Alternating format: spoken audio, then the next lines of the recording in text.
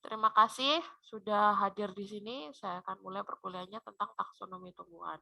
Oke, sebelumnya untuk mendahului tentang penelitian-penelitian yang berbasis taksonomi, maka saya akan perkenalkan apa itu taksonomi tumbuhan.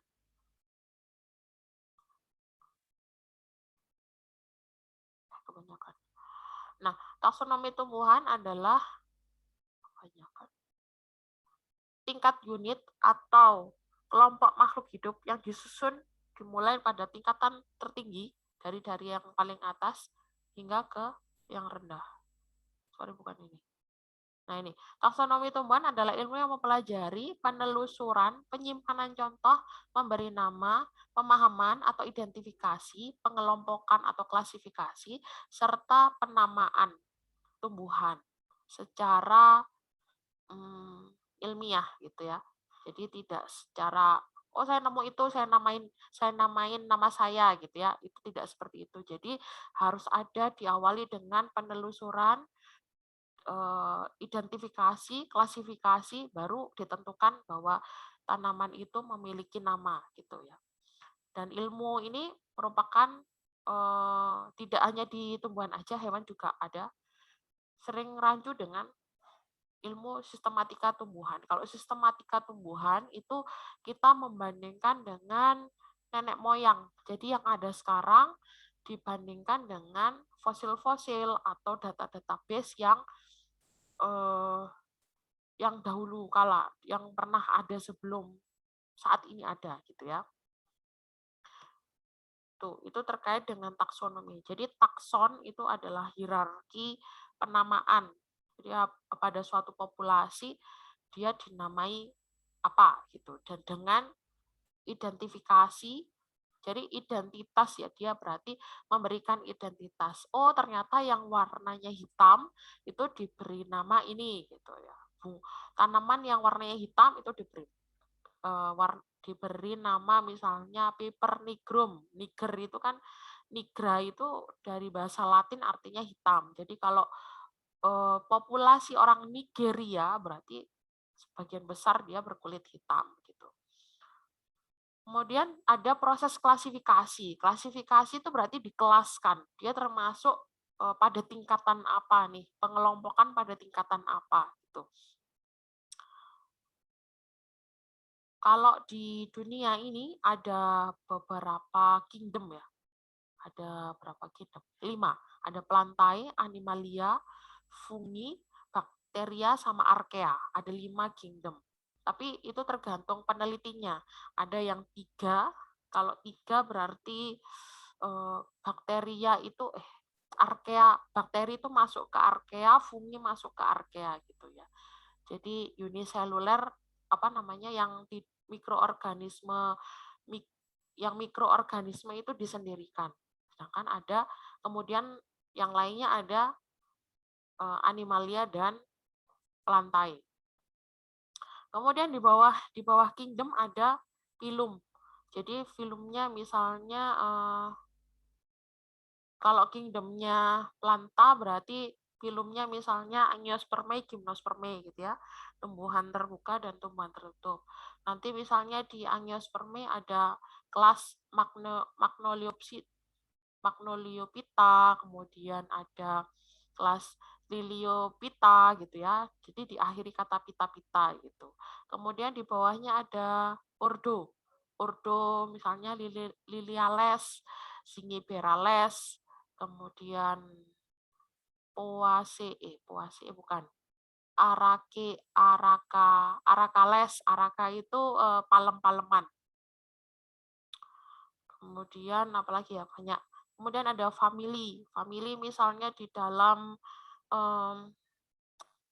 family misalnya Fabaceae, AE gitu ya, belakangnya itu AE itu family Fabaceae, kemudian Leguminosae, kemudian Liliaceae, Poaceae, Gramineae, apalagi Brassicaceae kayak gitu-gitu.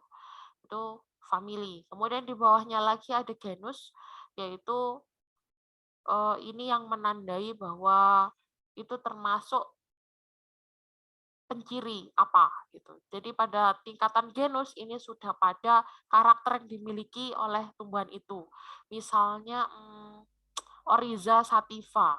Oryza itu dari kata origin, jadi dia yang origin itu asli dari tempat tertentu. Kemudian ada sativa. Sativa itu artinya budidaya, gitu ya. Jadi tanaman yang asli dari tempat tertentu yang dibudidaya. Maka itu dikatakan dia adalah beras, gitu ya, atau padi. Kemudian apa? Mangifera indica. Nah, mangifera itu dari kata mango, dari mangga-manggaan itu mangifera. Indica itu yang di indica sativa itu berarti yang dibudidayakan juga, atau indica itu apa ya? Saya lupa istilahnya. Atau piper nigrum. Piper itu piper-piperan itu berarti dia tahu cabai Jawa kan? Bunganya cabai Jawa. Nah, itu kan piper itu seperti itu. Jadi seperti berbulir, punya bulir-bulir pada buahnya. Tuh, kemudian nigrum berarti artinya hitam. Berarti dia adalah cabai, bukan cabai, piper, buahnya yang hitam, buahnya yang berbulir-bulir tapi hitam gitu. Piper ACE kayak gitu. Terus apa lagi ya? Banyak lagi yang sering hibiscus rosa sinensis. Hibiscus itu berarti dia punya bunga yang apa namanya? Kelopaknya itu berwarna gitu. Hibiscus apa gitu. Dia kapas itu hibiscus apa ya? Hibiscus saya lupa. Hibiscus lupa. Padahal itu skripsi saya. Ya kapas itu kan bunganya seperti itu. Jadi ada seperti bunga sepatu gitu, tapi ada yang kecil kuncupnya, ada yang berwarna cerah kayak gitu. Rosa itu dari kata bunga mawar ya, karena dia kelopaknya berwarna merah kebanyakan, maka dia dikatakan seperti rose, seperti bunga mawar. Sinensis itu berarti apa ya, kata sinensis? Oh, apa ya, saya lupa. Banyak lupanya. Nah, itu. Jadi antara genus dan spesies ini sudah mengacu pada pada sifat apa yang dimiliki gitu. Kayak saya misalnya kulitnya agak kecoklatan pakai kacamata. Nah, itu sudah pada menuju ke saya. Kemudian tingginya tidak terlalu tinggi, 160 sentian seperti itu. Ciri saya apa ya? Saya tidak bisa mencirikan diri saya sendiri. Yang bisa mencirikan kan pasti orang lain ya. Kita yang punya yang apa namanya? Yang diri kita sendiri kan kadang susah mendeskripsikan diri sendiri. Begitu juga tumbuhan, dia tidak bisa menamai dirinya sendiri gitu. Meskipun kita menamakan oh itu padi, oh itu mangga, oh itu jambu, oh itu apa gitu ya. Itu kan istilahnya kita. Tapi pada tanaman sendiri dia tidak ngurus gitu. Dia punya nama atau tidak punya nama dia nggak ngurus. Dia tidak berpengaruh apapun. Yang jelas dia hidup begitu. Nah, untuk melakukan taksonomi tumbuhan ini perlu dilakukan adalah identifikasi. Jadi mengidentifikasi atau mencirikan atau memberikan karakter gitu ya. Jadi tujuan taksonomi itu memberikan karakter sehingga kita mudah untuk mengenali. Oh, ternyata yang dikatakan Oryza sativa itu adalah tanamannya dia seperti rumput, tumbuh di lahan basah, jadi dia harus pada perairan yang tanah yang basah. Kemudian dia punya malai atau biji yang bersusun gitu. Malai itu ya biji padi itu. Malai seperti itu, dan malainya dalam satu tangkai misalnya banyak, dan dia tumbuhnya tidak sendirian, tidak berindividu, tapi selalu berpopulasi. Dalam satu ikat padi itu kan isinya banyak kan ya, tumbuhannya tidak hanya satu, ada beberapa tumbuhan padi yang dia tumbuh berkelompok, gitu, berpopulasi dalam satu ini, gitu kan. Nah, seperti itu. Sehingga kita membuatnya jauh lebih mudah untuk mengenali tumbuhan-tumbuhan itu. Gitu. Nah, kita di Indonesia itu alhamdulillahnya kita mendapatkan sinar matahari penuh sepanjang tahun. Gitu. Tapi kalau misalnya di daerah tropis, daerah subtropis atau daerah mana ya, kutub itu kan tidak sepanjang tahun kan ya. Mungkin hanya 3 bulan selama 1 tahun dia ada sinar matahari, yang 9 bulan tidak ada sama sekali gitu. Atau justru malah sepanjang tahunnya tidak pernah ada sinar matahari gitu ya. Nah, alhamdulillahnya dengan adanya sinar matahari ini, karena tumbuhan itu punya potensi membuat makanan sendiri dengan cara fotosintesis, sinar matahari adalah apa ya, unsur penting di dalam proses fotosintesis. Karena dia sinar matahari itu yang dipakai adalah elektronnya. Jadi ketika sinar itu dipancarkan, maka ada elektron yang sampai pada daun-daun itu, sehingga dia bisa melakukan fotosintesis. Gitu. Kemudian flora di Indonesia itu banyak banget, apalagi di daerah tropis, hutan-hutan yang belum terjamah, hutan-hutan yang masih virgin, yang apa namanya, yang masih padat di dalamnya, populasinya penuh gitu ya, itu banyak sekali tanaman-tanaman yang belum teridentifikasi. Sehingga tujuan dari taksonomi sendiri yaitu menemukan suatu flora tanaman di dunia untuk diberikan nama, diberikan ciri, diberikan karakter gitu. Sehingga ketika kita tahu itu tanaman apa, potensinya apa, punya metabolit sekunder apa, mungkin juga bisa dijadikan tanaman obat, bisa dijadikan apalagi tanaman hias mungkin, terus bisa dijadikan potensi yang lain. Misalnya ada tanaman yang ternyata punya kekuatan yang jauh lebih kuat daripada bambu misalnya gitu. Wah, ini berarti potensi sekali untuk dijadikan sebagai bahan bangunan. Oke, Dila, silahkan. Berarti udah jam 9 nih. Oh, belum.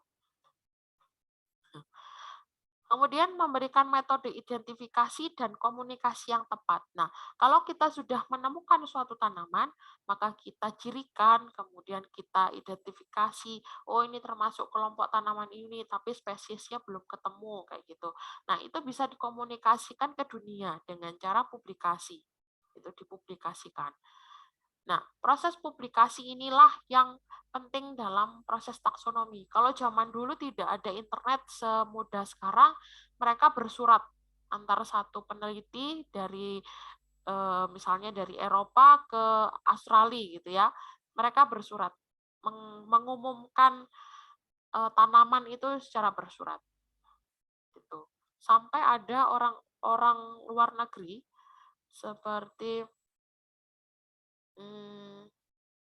Columbus kayak gitu-gitu, kemudian Mendel gitu, itu yang jauh-jauh keliling dunia untuk mengumpulkan database tanaman sedunia gitu ya. Kemudian mereka dibukukan gitu. Sehingga buku itu bisa diperjualbelikan sehingga orang kenal, oh ternyata di sana ada tanaman ini. Oh ternyata mangga di Indonesia itu berbeda dengan mangga di Australia atau mangga di Eropa seperti itu. Oh jenis bayam amaranthus itu berbeda di Indonesia dan di daerah panas misalnya atau daerah dataran tinggi atau di daerah subtropis ternyata berbeda. Nah, itu perlu ada identifikasi dan dipublikasikan gitu.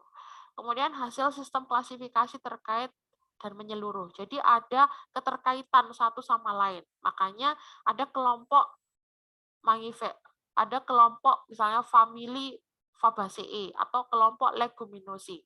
Leguminosae itu berpolong ya. Jadi antara lamtoro itu Leguminosae, kemudian kacang tanah yang polongnya di tanah itu juga Leguminosae. Jadi dia sama-sama legum. tetapi berbeda karakternya. Nah, ini mengelompokkan satu sama lainnya terkait. Jadi ada keterkaitan antara legumnya kacang tanah itu apa?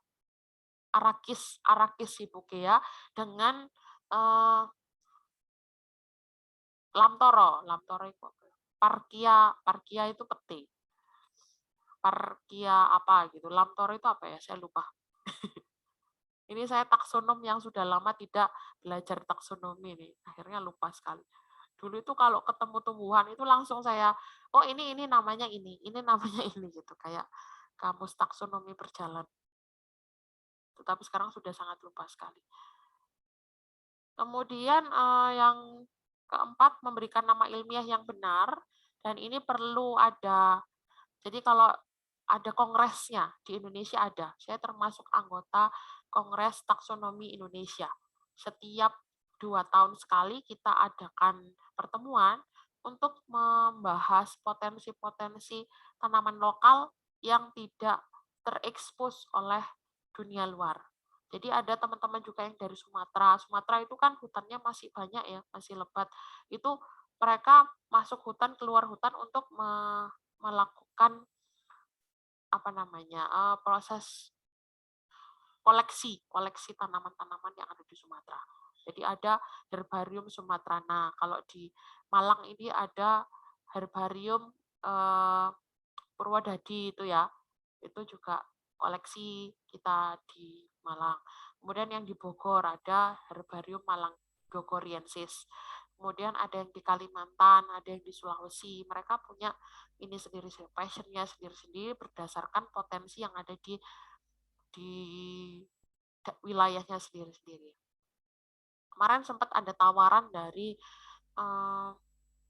Universitas Kristen apa sih di Jakarta itu, dia mau bikin buku yang judulnya adalah Barefoot Taxonomist gitu ya. Artinya adalah seorang taksonomi yang jalan sendiri tanpa tanpa tender, tanpa tujuan tertentu, dia keluar masuk hutan untuk mengidentifikasi tumbuhan gitu. Jadi di situ ada hewan, ada tumbuhan, ada mikroba juga ada, jamur-jamur juga ada. Jadi dia mengumpulkan beberapa orang taksonom untuk menulis bersama. Jadi awalnya dia pengen menulis buku adalah karena dia menemukan bintang laut berada di danau. Bintang laut tidak di laut, tapi dia menemukan di suatu danau di daerah Sumatera. Gitu. Dan itu menjadi penelitiannya sampai sekarang tentang bintang laut dan teman-temannya. Kemudian membuat keteraturan keharmonisan ilmu pengetahuan. Nah, di dalam taksonomi ini, taksonomi itu tidak berdiri sendiri, bukan ilmu yang berdiri sendiri. Di situ ada ilmu anatomi, ada ilmu morfologi, kemudian ada ilmu farmakologi. Farmakologi itu berkaitan dengan metabolisme, metabolisme ya. Jadi kadar metabolit sekunder apa yang ada di dalamnya seperti itu. Kemudian fisiologi juga berkaitan dengan itu. Jadi dia tidak berdiri sendiri. Untuk mengumpulkan data sebanyak-banyaknya di dalam proses taksonomi tidak hanya dilihat dari bentuk luarnya saja, tetapi juga selnya bagaimana, struktur selnya bagaimana, kemudian potensinya misalnya ada metabolit sekunder apa, oh ternyata saponinnya tinggi, wah ini bisa jadi sampo atau bisa jadi sabun begitu. Nah, karena saponinnya tinggi berarti gimana proses pembentukannya? Dia punya potensi apa? Ya apa yang membuat dia menghasilkan saponin tinggi? Nah, itu bisa diteliti dari situ. Ya, jadi ada keterkaitan ilmu pengetahuan dari organisme tersebut sehingga sistemnya tidak hanya melihat secara morfologi saja. Atau kalau pekerjaan saya itu biasanya melihatnya secara genetik. Jadi dia misalnya tadi menghasilkan saponin tinggi. Nah, saponin ini dihasilkan karena dia punya gen apa sih gitu. Gennya apa?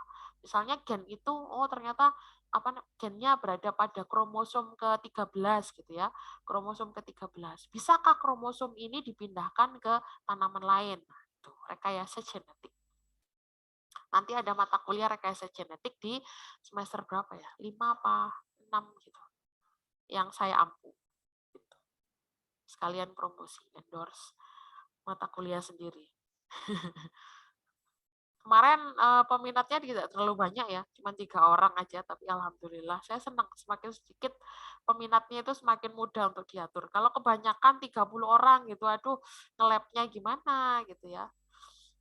Karena apa namanya, penyisipan gen, kemudian memotong gen itu satu pekerjaan sendiri yang butuh lab, sedangkan lab kita itu kapasitasnya cuma 10 sampai 15 orang saja. Tuh.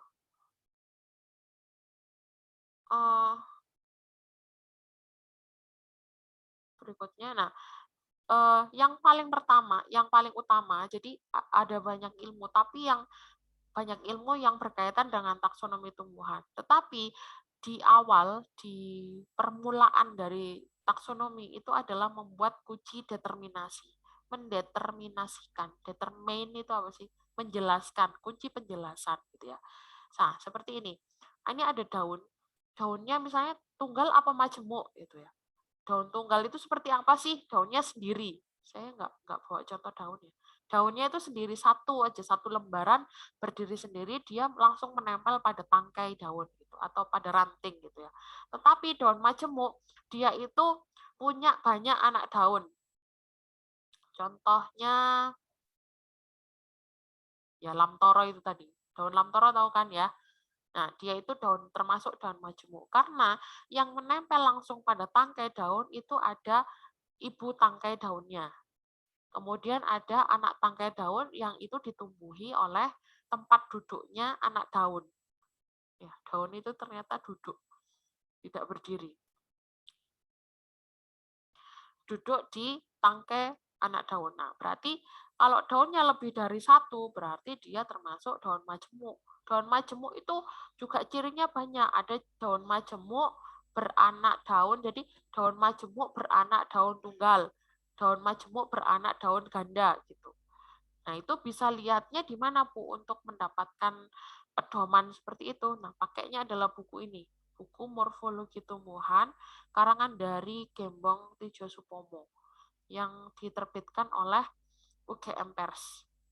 Ini mungkin ada yang sudah punya di sini, boleh bisa dipakai. Tapi kalau belum punya, kalau kalian punya di apa namanya di kotanya ada toko buku, bisa bisa beli di toko buku itu ada, atau toko buku bekas. Di online juga ada, harganya tidak terlalu mahal. Mungkin sekitar sekali beli pulsanya kalian lah, sekali beli paketan pulsa kalian gitu harganya. Tidak terlalu mahal. Kemudian, nah ini, setelah anak daun tunggal, dia dibagi lagi. Jadi ada karakter yang dari luar itu daun, kemudian ada daun tunggal, kemudian setelah daun tunggal ini di apa namanya, dilihat secara detail lagi, oh ternyata bangun daunnya itu bergaris seperti ini. Seperti pandan seperti itu ya. Bangun daun tunggal tetapi dia seperti pedang bergaris, tidak melebar gitu. Tetapi juga ada bangun daun yang melebar gitu.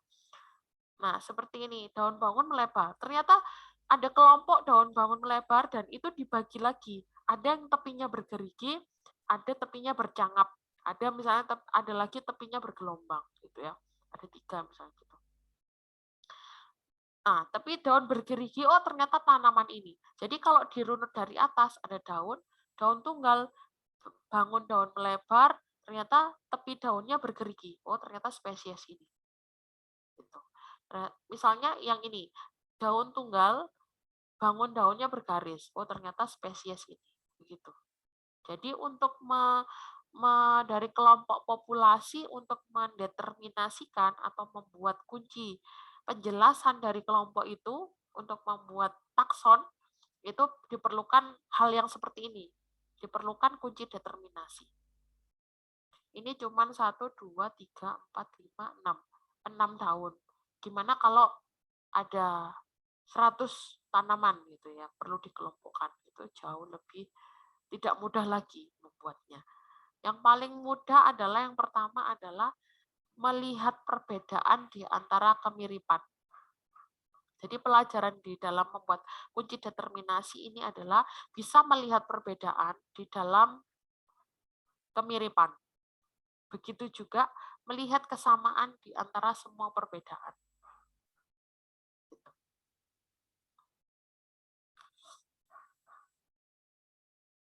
Nah, sekarang tugasnya adalah membuat kunci determinasi, membuat tutorial kunci determinasi. Minimal dari 5 tumbuhan yang berbeda yang memiliki daun dan bunga. Kalau nggak ada bunganya gimana, Bu? Ya cari yang ada bunganya. Kalau kalau bunga aja nggak ada daunnya, ya cari yang ada daun dan bunganya, gitu ya. Jadi saya memaksa untuk yang ada daun dan bunganya.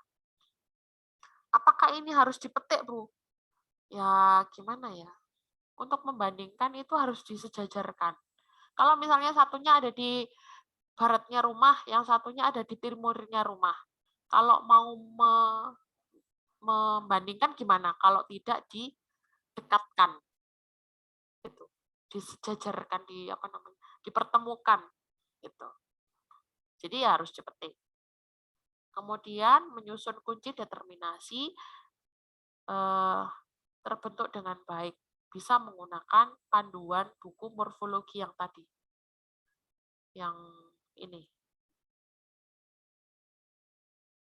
Buku hijau ini, buku morfologi tumbuhan. Gitu. Kalau kakak tingkatnya punya, boleh pinjam. Kalau sudah punya kenalan kakak tingkat sih. Kalau nggak punya, ya bisa beli. Atau ada e-booknya mungkin bisa kalian download di internet. Mungkin ya. Nggak tahu lagi.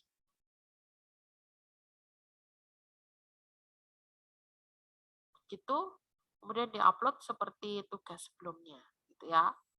Jadi tugas ini memudahkan saya untuk mengoreksi juga.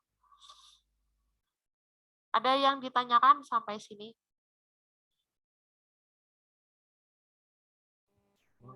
Bertanya Ya, silakan Arya.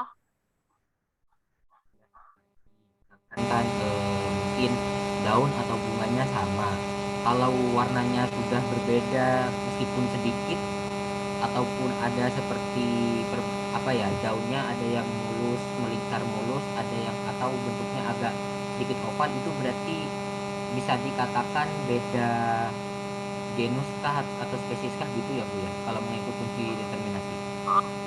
Ya, kalau misalnya bunganya sama, contohnya apa ya, Arya? Bunganya sama, daunnya sama, tapi hanya beda. Bougainville mungkin Bu, kan ada yang Oh, warnanya beda, oh, warnanya beda. masih Bougainville. Bougainville itu dia, kalau setahu saya, warna bunga Bougainville itu berkaitan dengan kadar kadar fosfor tanah. Jadi selama dia masih seperti yang saya jelaskan kemarin bahwa 60% morfologi itu ditentukan oleh lingkungan, sedangkan 40-nya itu ditentukan oleh genetik. Jadi kalau dia kandungan fosfor di tanahnya semakin tinggi, maka warnanya semakin cerah. Gitu. Kalau tidak, berkaitan dengan misalnya sinar matahari. Semakin dia berada di daerah daerah pegunungan gitu ya. Kalau di Malang tuh ada Batu, ada Kota Malang. Nah, kalau di Batu itu mungkin contohnya di mana ya? Itu bunganya itu cerah-cerah gitu, warnanya bagus-bagus gitu. Karena spektrum cahaya berada di ketinggian itu jauh lebih lebih bisa mendukung untuk terjadinya fotosintesis lebih banyak daripada di daerah dataran rendah. Meskipun di daerah dataran rendah ya dekat pantai gitu ya, panasnya misalnya nauzubillah, tapi itu bukan spektrum yang diinginkan oleh tumbuhan gitu. Mungkin yang di daerah Lamongan, pesisir pantai, di daerah Tuban, Surabaya, Sidoarjo gitu ya. Nah, itu adalah daerah-daerah panas yang memang tapi bunga-bunganya tidak sebegitu cerah dibandingkan daerah Mojokerto yang daerah mana itu Pacet ya, Mojokerto, daerah Pacet yang agak dataran tinggi. Nah, itu kan pasti banyak bunga-bunga yang warnanya bagus-bagus gitu ya. Itu karena spektrum cahayanya itu kurang mendukung untuk terjadinya fotosintesis. Gitu. Cahaya itu kan yang disebarkan itu kan warnanya putih ya, putih. Padahal kalau diurai itu punya warna spektrumnya ada Mejiku Hibiniu gitu ya. Mungkin yang diinginkan oleh tumbuhan itu biru merah gitu, biru ke merah. Spektrum misalnya 400 sampai 600. Tapi kalau di dataran rendah itu mungkin di atas 600, 700, 800 gitu ya. Sehingga dia nggak masuk nih ketika dibuat untuk fotosintesis. Itu artinya masih tetap bougainville gitu. Janganlah cari yang lain lah, kan masih banyak tanaman di sekitarnya. Masa iya di situ nggak ada tanaman sama sekali? Kan nggak mungkin. Kalau nggak punya tanaman sama sekali, kalian berarti nggak bisa bernafas, karena kan tanaman itu sumbernya oksigen. Gitu. Ada yang lain pertanyaannya?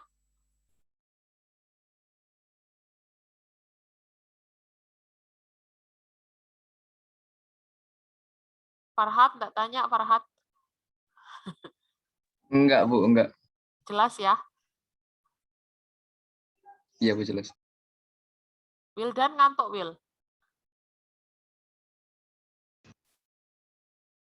Ngantuk?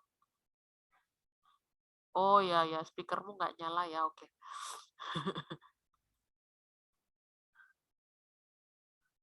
Afik, Abdillah, bertanya? Enggak, Bu. Orlanda tanya? Enggak? Bu, permisi mau nanya. Boleh. Jadi kita itu cari 5 daun yang berbeda gitu, Bu. Terus ntar kita kayak cari persamaan sama perbedaannya gitu, atau harus cari daun yang hampir mirip-mirip gitu, Bu? Terima kasih. Kalau bisa yang beda-beda. Kalau bisa yang sangat-sangat berbeda. Ada yang menjari, ada yang tepinya bergerigi, tepinya rata, tepinya bercangap, tepinya bergelombang, seperti itu. Kemudian dideterminasi jangan dari daun aja, jadi dilihat juga bunganya. Misalnya kelopaknya berkelopak 5, yang satunya kelopaknya kelipatan 3 gitu. Kan ada kan ya kelopaknya kelipatan 5, yang satu kelipatan 3. 3, 6, 9 gitu. Ada yang 5, ada yang kelopaknya cuma 2 seperti anggrek-anggrek itu. Anggrek itu 3, yang satunya menjadi lidah. Kemudian, kenapa? Itu nanti itu cari tumbuhan yang ada daunnya sama yang ada bunganya, terus nanti analisisnya daun sendiri, bunga sendiri gitu. Enggak jadi satu. Dia kan masih dalam satu individu tertentu. Kamu kasih nama A, B, C, D, E kan 5. Kemudian dari kelima itu secara umum yang paling sama dulu. Kan itu berbeda-beda kan tanamannya. Kita lihat persamaannya dulu apa gitu. Persamaannya kamu kelompokkan menjadi 2 misalnya. Oh ya, kunci determinasinya dikotomis ya, dikotomi. Artinya 2 cabang saja, jangan membuat 3 cabang. Jadi kan 2 gitu. Jangan ada 3. Jangan ada orang ketiga di antara kita ya. Jadi berdua aja. Bikin kuncinya dikotomi 2, kemudian 2 karakter, kemudian 2 karakter. Kalau misalnya ada 3, Bu, cari yang ketiga itu cari kesamaan dengan kelompok mana yang paling dekat. Gitu. Paham nggak? Coba saya ini dulu. Apa ya Ibu bisa memberikan contoh ke kami cara membuat kunci dikotomnya? Kenapa ya? Kenapa? Bu, mungkin Ibu berkenan memberikan sedikit cara buat kunci determinasi ini, Bu. Ya, sebentar. Saya stop screen dulu ya. Stop screen. Saya pakai screen yang biasa aja.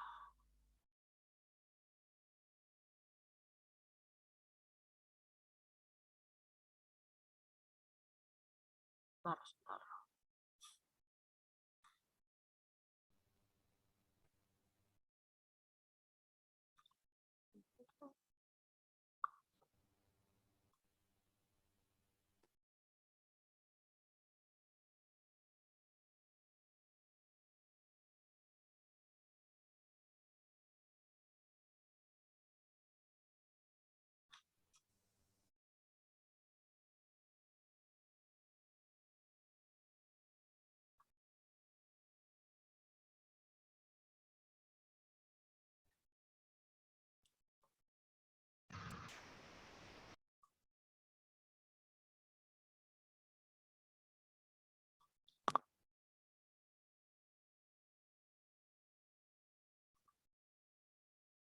Nah, misalnya seperti ini.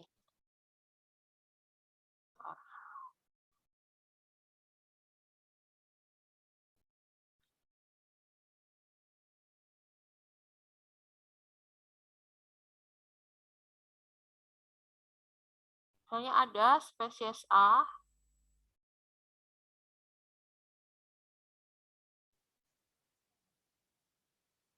B,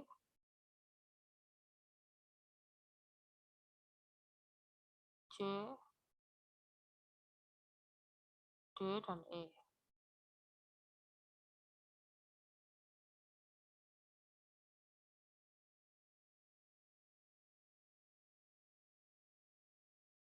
Nah, dari kelima tanaman ini dicari dulu kemiripan. Yang paling mirip apa sih secara kasat mata atau secara tampak luar, misalnya dari warna gitu ya. Oh, ada yang warna misalnya A, B, C, itu warnanya hijau. Yang ini dari warna sama, misalnya hijau, ini hijau, ini hijau, misalnya gitu. Kemudian ini daunnya warnanya misalnya dia kuning, ini juga kuning. Berarti kan secara umum dia bisa dikelompokkan dulu berdaun hijau dari daun gitu ya, misalnya dari daun. Nah, ini ada yang bagi dua, hijau dan kuning.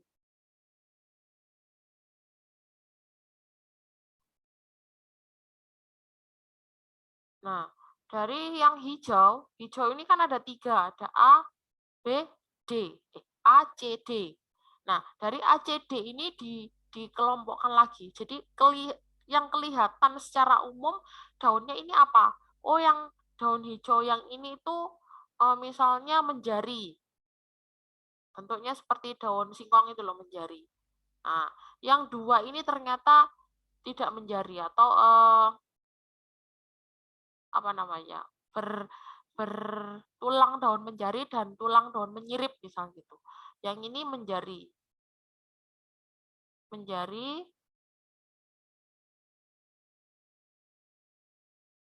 MG gitu aja ya. Kemudian yang satunya menyirip.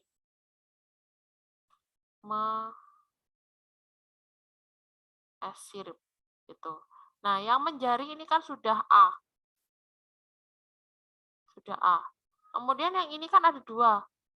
C dan D, menyirip misalnya gitu. Nah, dari keduanya ini dilihat lagi perbedaannya mana, apa. Oh, misalnya yang satunya tepinya bergerigi, satunya tepinya bergelombang. Yang ini bergerigi, saya kasih GR gitu ya.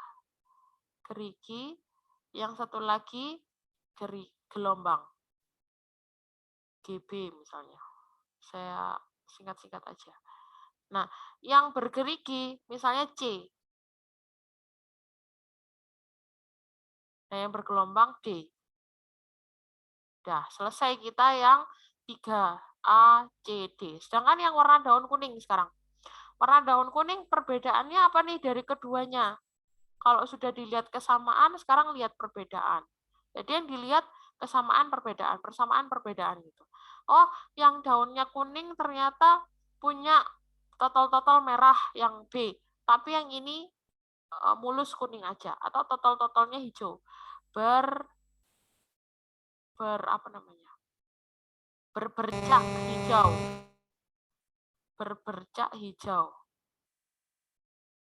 BH, berbercak hijau. Nah, ini adalah B, spesies B. Nah, yang ini adalah kuning tanpa bercak. Kuning tanpa bercak. Spesies E, gitu ya. Nah, di dalam pembuat kunci dikotomi ini tidak boleh menggunakan kata tidak. Tidak boleh menggunakan kata tidak. Misalnya ini hijau, tidak hijau. Itu nggak boleh. Hijau, kuning. Gitu. Misalnya menjari, menyirip gitu ya. Menjari, tidak menjari gitu jangan. Jadi harus dia punya karakter yang memang ada istilahnya, ada sebutannya gitu. Gerigi tidak bergerigi gitu nggak bisa. Harus bergerigi, temennya lainnya apa? Bergelombang atau bercangap atau apa gitu ya. Tuh, paham ya? Ada yang ditanyakan? Mohon izin Bu, bertanya lagi. Ya. Oh, apa namanya, contoh yang daun. Berarti nanti yang bunga di sebelahnya ini nggak jadi Enggak, satu sama susunan jadi yang satu. daun ya? Jadi satu. Misalnya saya nyontohnya bunga ya apa daun gitu ya. Misalnya di daun hijau ini ternyata kesamaannya dari ini jadi dilihat samanya. Kesamaannya yang daun hijau tadi apa? ACD ya, ACD. Misalnya oh ternyata bunganya yang satu beranak daun berkelopak 5 gitu ya, berkelopak 5. Yang satu lagi berkelopak apa gitu. Ternyata berkelopak 5 ini masih punya karakter khusus lagi gitu. Misalnya menjari, daun menjari, punya berkelopak 5 berdaun menjari. Nah, itu lebih spesifik. Jadi lebih banyak karakter, maka akan jauh lebih lebih menggambarkan, mendeterminasikan tumbuhan itu semakin spesifik. Gitu.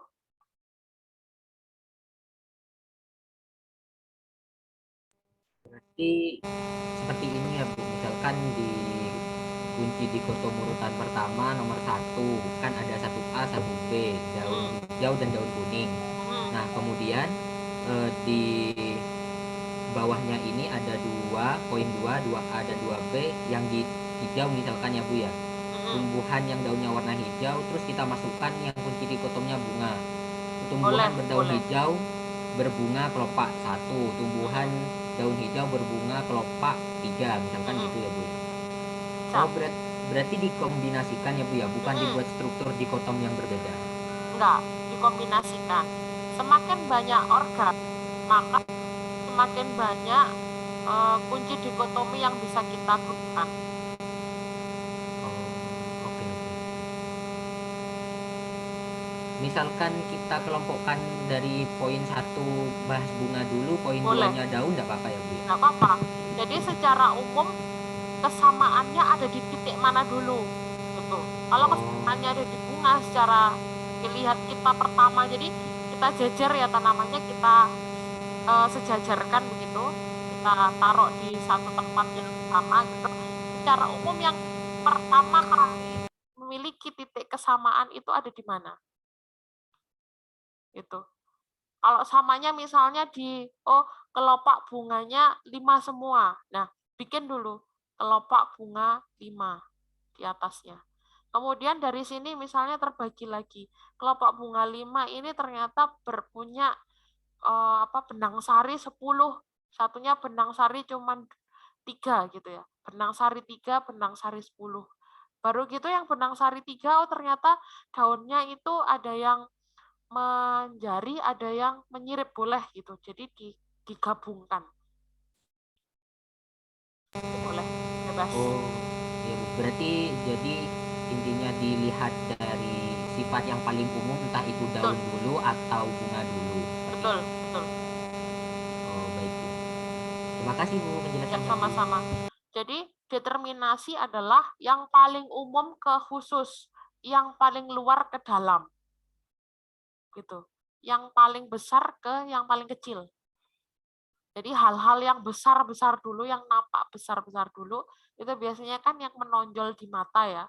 Nah, itu bisa digunakan lebih dulu di poin pertama itu.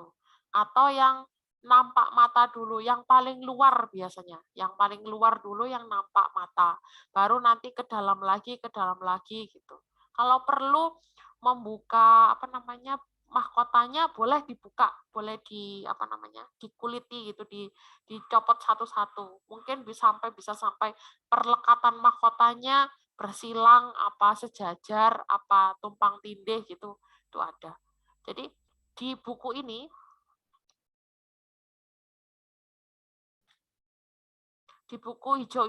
buku ini itu cukup banyak menggambarkan. Dia mulai dari akar ada, jadi akar tunggang, akar majemuk, akar gantung, akar bakau itu apa? Akar yang muncul di atas permukaan laut itu ada semua karakternya.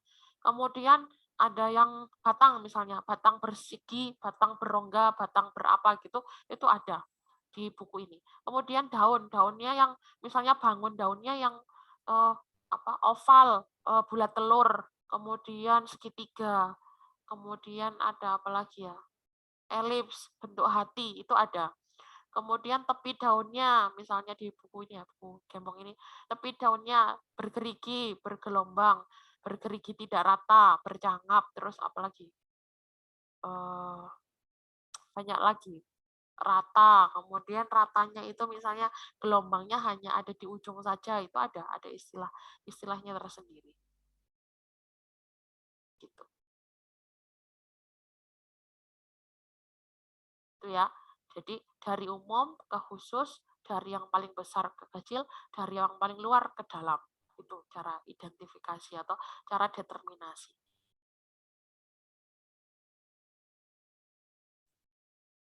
Oke ya.